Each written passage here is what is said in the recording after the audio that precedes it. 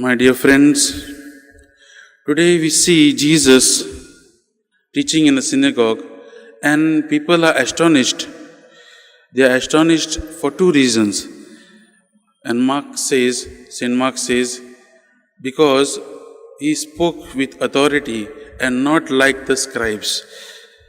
And because Jesus has that authority like no other.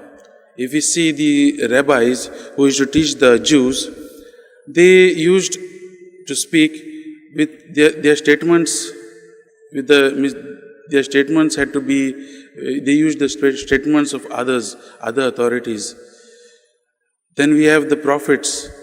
If you see, they have a delegated authority. If we read the prophets, you'll hear they always begin with "Thus says the Lord."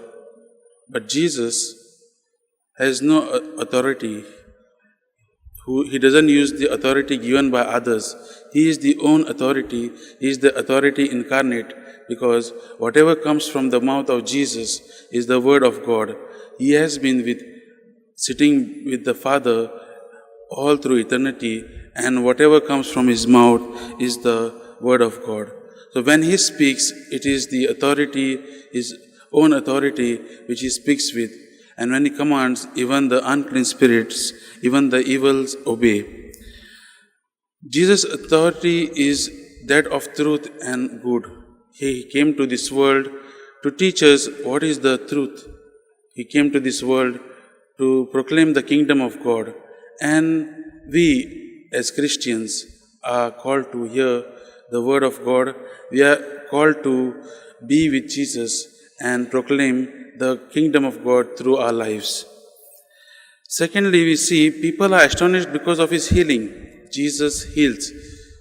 Jesus heals because he loves each and every one of us. He loves the sinners. He loves everyone. And he doesn't feel ashamed or he doesn't feel threatened when he wants to heal someone. He is also ready to take the reprimands of the rabbis and the Pharisees even when he is healing on the Sabbath. And Jesus loves us, that's why he heals us. And we see it in today's gospel. He tells the person with the unclean spirit, he tells the unclean spirit to get out. Jesus commands the evil one, and evil one submits. Jesus has the authority, and the evil one can't stand his authority.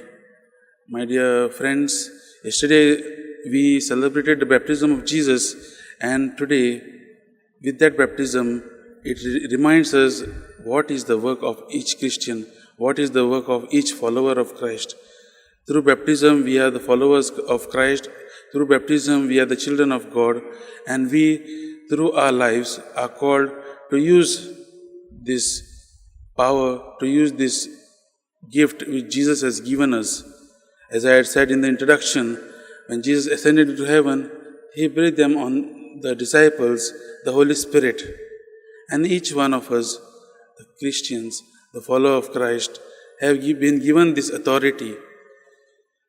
Many times we see in the gospel, evil one arises, and we see through different unclean spirits, people possessed with different demons, we see in the gospel, and it keeps on arising. And if we see in today's world, it might not be like that, how we saw in the gospel today, very direct, like the person who came out. But evil still exists, and we are called to face this evil with the help of God. We have been given this authority through Christ. When the disciples, after the ascension of the Lord, they went about, in the name of Jesus, they were able to cast out demons. They were able to face the challenges. And today, with this, Jesus is inviting each and every one of us. Sometimes, instead of using this authority which Jesus has given each one of us, we have become very lethargic. We have become immune to this evil which is around us. It might be not like how it is mentioned in the gospel, but evil still exists. And we are called to be the voice. We are called to face this evil, to confront this evil with the authority given to us by Jesus. So let us reflect as we are pondering on this reading today, and as we'll be praying today in our homes, in our workplaces. Let us reflect on this. How are we using? What kind of a Christian am I?